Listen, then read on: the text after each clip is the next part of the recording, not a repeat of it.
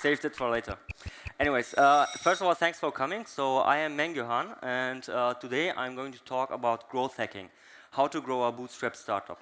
First, a quick introduction.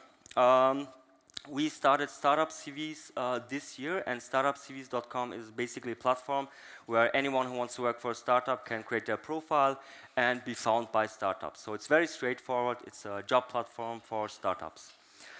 Before that, I worked for another incubated startup here in Berlin, and before that, I was a corporate slave, unfortunately.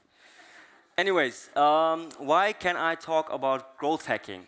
So basically, as I mentioned, we started StartupCVs in February, launched it in April, May, and we gained very quickly initial traction. And now, after launching the basically application button, we're at around 5,000 to 6,000 applications per month, which is quite good. And we are over 10 people. And the good part is we are still internally financed. So we didn't have any external financing, so we had to find ways to become creative, to find ways how to grow the company without having marketing budgets, right? So before deep diving into growth hacking, I want to tell you what bootstrapping is. Bootstrapping is not about funding. So if your rich daddy pays for your AdWords bills, that's not bootstrapping. Bootstrapping is a principle, it's a discipline. And in my opinion, bootstrapping is one of the main fundamentals for growth mindset. And a great example for bootstrapping is actually, many people don't know, is Airbnb. So Airbnb initially bootstrapped with cereals. So when the both guys started Airbnb, they bought cereals, repackaged them during 2008 election as Obama oaths and Captain McCain's, and sold them for $40 a box. And with that, they financed 30K for their initial traction. And just a comparison, back then, a Y Combinator funding was 20K for 7%. So imagine, compare that. Now, Airbnb is billions of value and 7%. This is quite a good deal for them. So, but what happens if you don't create a growth mindset? So one thing is, if you bootstrap, basically you have to focus on the core thing, creating value for your users, for your clients. Sometimes, if you have funding very early, you can't create a growth mindset. And a recent example for that is, unfortunately, the failure of HomeJoy. So if you know HomeJoy is basically the origin version of Helpling of Tiger. And they received 40 million in funding very early.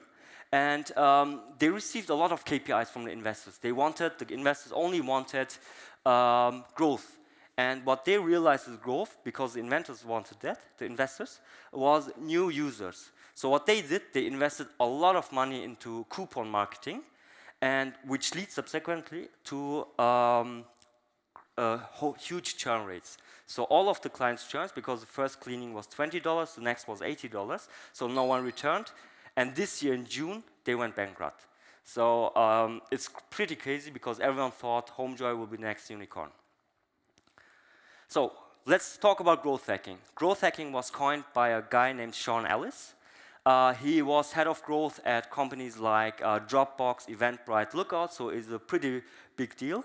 And he says a growth hacker is a person whose true north is growth.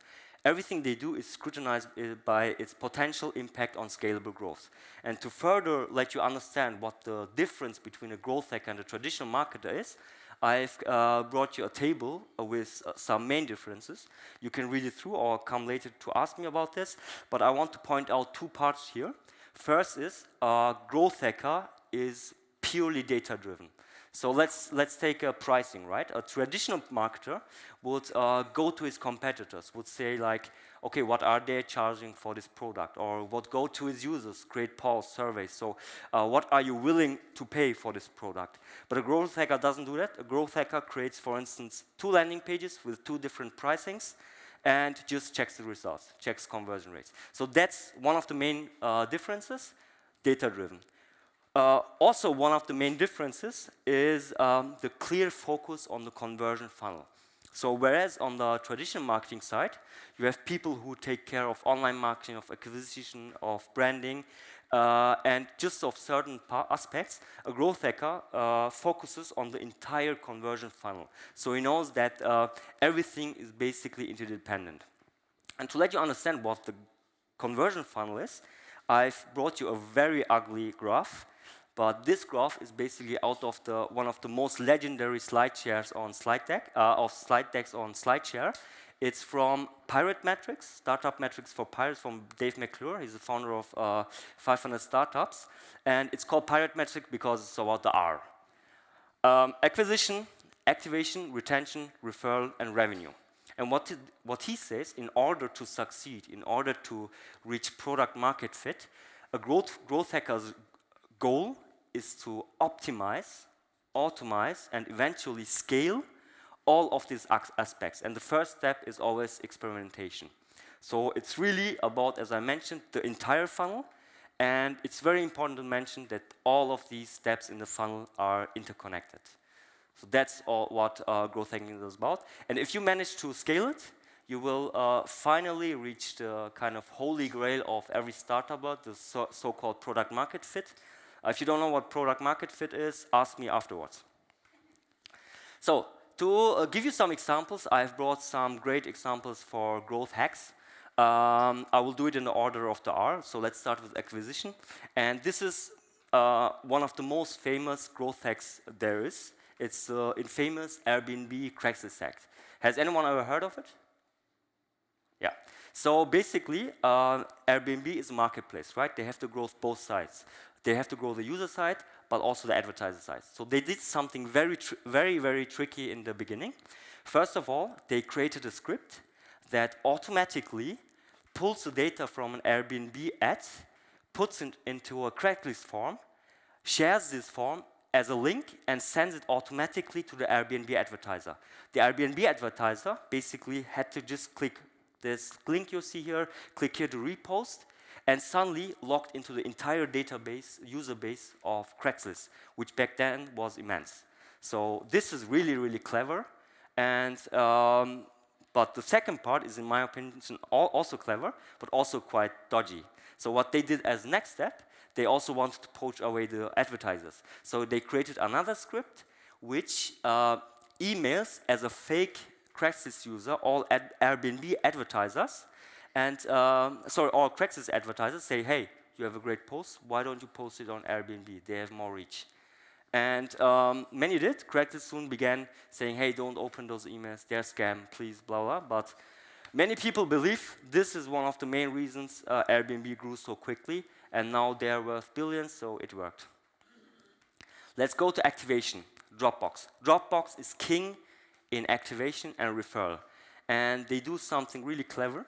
They use gamification. So what they do is, in order to activate the user, they reward the user with their own product, so space. You can see 250 megabytes of space when they complete the onboarding process or share. So this is a referral, this is the next stage, but here it is about this part, getting started.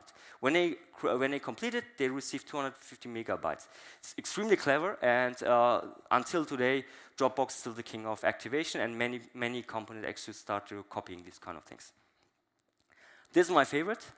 I'm not sure if you know, but Facebook has, in my opinion, perfected retention. So what they do, they use transactional notifications, transactional emails. So just to give you an insight, there are basically 3 types of notification or emails. There is marketing email. For instance, hey, buy this stuff, or we have a promotion. Many people unsubscribe from this, many people don't open it. Second is retention. Hey, you haven't logged into Tinder for a while, please come back. This is retention, and it's okay. Third part is transaction, which is extremely powerful. And transactional emails, for instance, hey, you have a new message from so-and-so, from your friend so-and-so, check it out. And what Facebook does is brilliant. So basically, they hide retention and marketing emails into transaction notifications. One example, many of you probably receive notification like, hey, there are 2 people going to an event near you. So this is not a transaction notification. It looks like one, but it's not, because it doesn't create real value for you. But you're included in there. So This is like really, really retention, but it works. And the fun part is, actually one dude did this. If you stop using Facebook, after a while you will be bombed by transaction notifications, by this kind of notification. And this dude did this, and he started receiving like, today's dude's birthday, chick added a photo, you have 2 new notifications, and you will be bombed by these notifications for a week just to return. And many other startups actually started copying this. So for instance, Tinder, if you use Tinder heavily, every 12 hours you receive a message, hey, your contingency period has refreshed, check it out. It looks like transactional because it's in the app, but it's a retention notification. So it's very clever. And by the way, if you have a startup, use transactional emails. We use it as well because when we started using marketing emails, it doesn't work. Transactionals work. Like this guy sent you an email, this guy clicked on your stuff, it works. And people are never bored about this stuff because it involves them. Next one is actually very basic. So many SaaS companies use it actually. They kind of reward their clients by adding a badge to their emails or homepage. So best example is MailChimp. You receive this quite often probably, or Mixpanel. Many homepages have this Mixpanel badge on the lower part. And what they do is, like, if you add the Mixpanel badge, you receive 200,000 data points, or you receive $30 US dollar in credit if you bring a new MailChimp customer. It's brilliant because they don't have real costs. It's their own product, so it's win-win. And again, it has no costs. So they have basically no CPA, no cost per acquisition here. The last one is pretty cool. It's more related to the US. It's about credit card, and it shows how powerful a very simple growth hack can be.